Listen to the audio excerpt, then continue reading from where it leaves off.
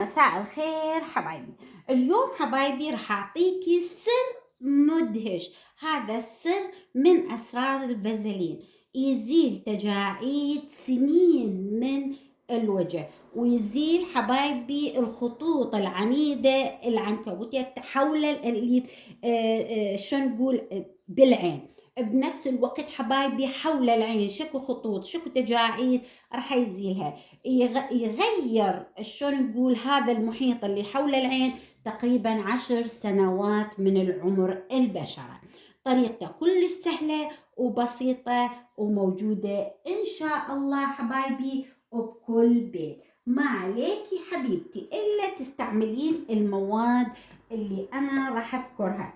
زي ما قلنا إحنا قلنا الفازلين رائع جدا جدا للبشرة، وبنفس الوقت حبايبي قلنا بيزيل التجاعيد والخطوط كمان للبشرة. ومو بس هيك، الفازلين رهيب للشعر كمان المتطاير، للشعر المحروق والتالف.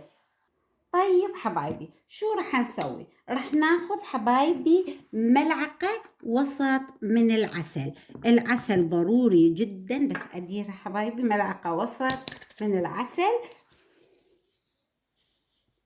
ملعقة وسط حبايبي من أي نوع عسل. أنا عندي نوعين، حطيت من النوع الثاني هذا عسل أسود، بس أنتي ممكن تحطين أي نوع عسل. راح نضيف حبايبي مع العسل نقطتين أو 3 من خل التفاح.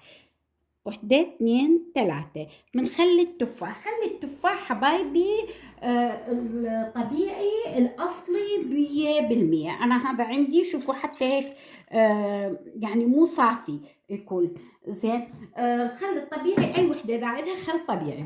راح نخلط هنا حبايبي زي ما أنتم شايفين العسل مع الخل بضع قطرات. إذا كانت بشرتك دهنية ضيفي 5 نقاط، أما إذا كانت بشرتك جافة ممكن نقطتين أو 3، وخلطيه حبيبتي كثير كويس.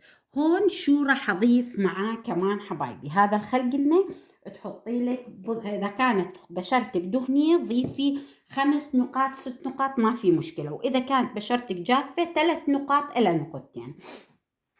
زين ما في أي مشكلة حبايبي.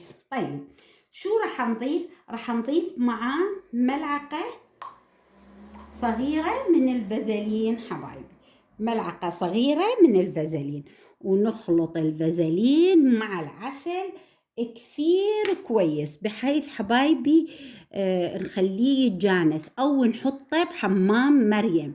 والأفضل إنه نذوبه بس مو بحرارة على النار، لا، بنجيب مثلا هو هيك كاسة مي سخنة تحته ونحاول هيك ندلك فيه.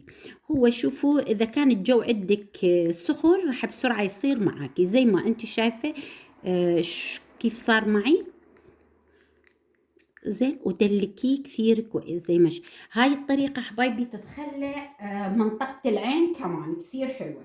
راح نضيف معاه زيت حبايبي الليمون. زيت الليمون أنا مسويته على قناتي قديش نضيف ملعقة وسط من زيت الليمون. أنا هذا زيت الليمون مع اللبان الذكر. ممكن أنتم فقط زيت الليمون، ما عندكم زيت الليمون فيتامين إي زيت اللوز كمان بيصير إذا حبيتي، أو إذا ما في بالمرة وحابة تسوي ضيفي حتى لو زيت زيتون ما في مشكلة.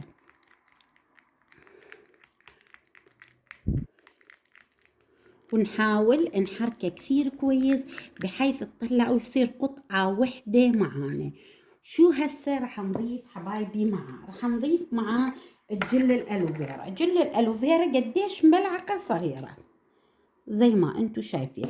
طبعا هذه الطريقة ممكن تحطيها وتنامين. أنا ما بقدر أحطها بنام، مشكلتي أتضايق من العسل وأني نايمة هيك ما بتحمله الصراحة. زين، فبخليها الصبح يعني وأنا بشتغل بالبيت بخليه على الأقل شو نقول يعني بالوقت اللي تكون أنا مثلا ما بين نقول مثلا صلاة الظهر وصلاة العصر يكون أكو وقت أحطه، أو أول ما أقعد لحد صلاة الظهر ما في مشكلة. يعني أنت الوقت تختاري أقل شيء يظل على بشرتك ساعة زي ما أنتم شايفين حبايبي.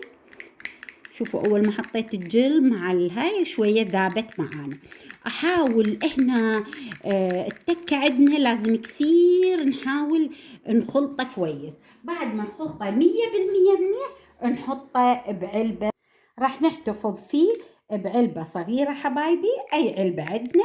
وهذا أقول لكم كيف تستعملوا. طلعوا هذا هيك. احنا هسه انا صار عندي كثير كمان هون ضايل، راح ابقيه هيك واستعمله، مو مشكله. شو راح تسوين حبيبتي؟ تاخذين هيك بضع قطرات من عندي، زين. يكون اهم شي حبيبتي انك خالطته كويس، وتبلشين تحطيه. وين تخليه؟ على الرقبه، على الوجه، تحت العين، فوق العين، بكل البشرة، على الإيد، بين الصدر. يعني شوفوا هذا الكريم ممكن تخليه بأي مكان بجسمك، ممكن للجسم بالكامل. تسيبيه حبيبتي على بشرتك تتشرب، حتشوفين بنفس الدقيقة بشرتك هيك صارت ناعمة ناعمة، ما فيها خطوط، ما فيها ولا إشي، صافية حبايبي، صافية. أنا سمرة، هي بإيدي سمرة، بس إنه حبايبي كل ما كنتي أفتح كمان ما كانت معاكي وترجع، يعني شو نقول، على طفولتك، تخلي بشرة مالتك مثل كيف كانت بشرة طفولتك هيك. حول العين دائما اخذيه وطبطبي هيك في حول العين وفوق العين، على الرقبة. رائع جدا جدا جدا هاي الوصفة. أتمنى يا حبايبي أنه هذا الفيديو ينال رضا الجميع، وأتمنى من عندكم حبايبي أنكم تدعمونا باللايك والشير والاشتراك، ودائما تفعلوا لي الجرس عشان يوصلكم مني كل جديد. ومع السلامة.